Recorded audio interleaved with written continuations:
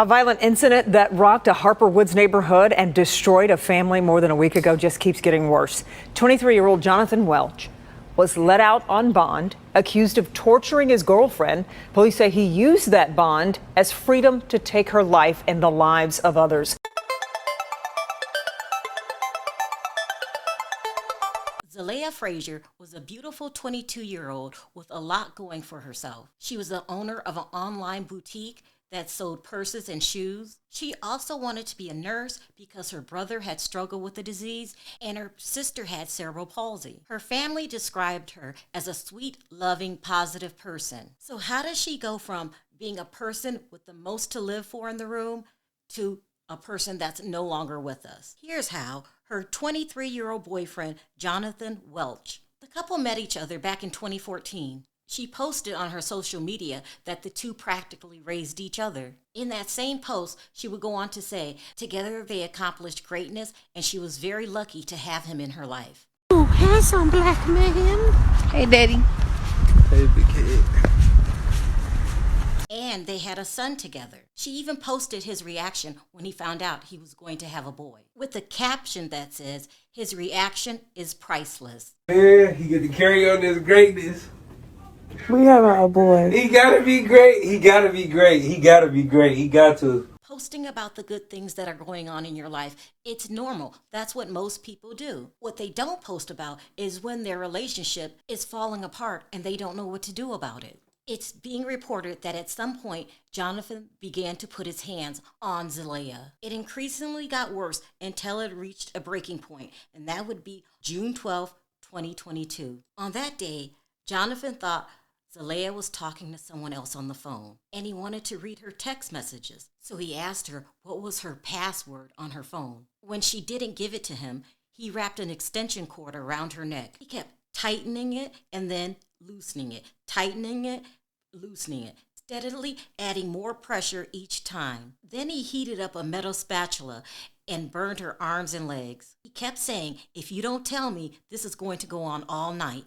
Then he took some gasoline, poured it between her legs, and lit her private area on fire. That he held her hostage for hours. He beat her. And when he got tired, he rested and beat her some more. He poured gasoline on her.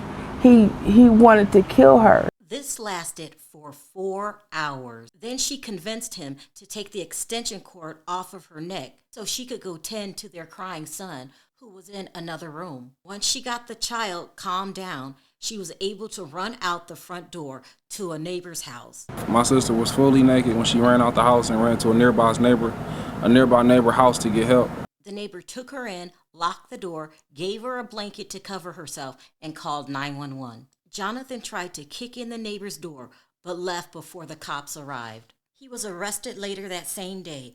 Prosecutors then say 36th District Court Magistrate Dawn White set a bond for him. Welch was charged with several felonies, including torture. The Wayne County Prosecutor's Office says Welch viciously attacked and sexually assaulted his ex-girlfriend. Prosecutors then say 36th District Court Magistrate Dawn White set Welch's bond at $100,000, 10% cash surety. Less than a month later, his mother was able to post the $10,000 bail money, and he was let out Friday, July 8th. 2 days later, at his mother's home, he went into a rage. He took a knife and ended Zlayiah's life and his own stepfather's life. His mother managed to escape to a neighbor's house, but she still had the knife in her back. Then he barricaded himself inside the house, lowered his son out the window, lit the house on fire, then began shooting at the police. 1 week ago, this shocking scene played out across the street from Jeff Wolf's Harper Woods home. Video showing 23-year-old Johnathan Welch surrendering to police after prosecutors say Welch killed his longtime girlfriend Zlayiah Frazier, his stepfather Robert Bray, setting his mother's home on fire and shooting at police. Also, Welch's own mother was stabbed in her back during the attack. Police now confirming tonight that mother, Flossie Nicole Bray, has died from her injuries. Now, after this tragedy happened, everyone was absolutely outraged. They couldn't understand what he was doing out. How could the magistrate set his bond so low? And they let him out of jail. And he killed my sister. He killed my sister. There's a number of factors that are supposed to be taken into consideration when a judge or magistrate setting a bond. I do believe it was too low. Even the judge looked unsettled. And although it's far too little, far too late. Judge Kenneth King's heartbreaking words show a stark reality as Johnathan Welch appeared in court on video. This is the court's worst nightmare, worst possible scenario that could happen, and that a witness has been killed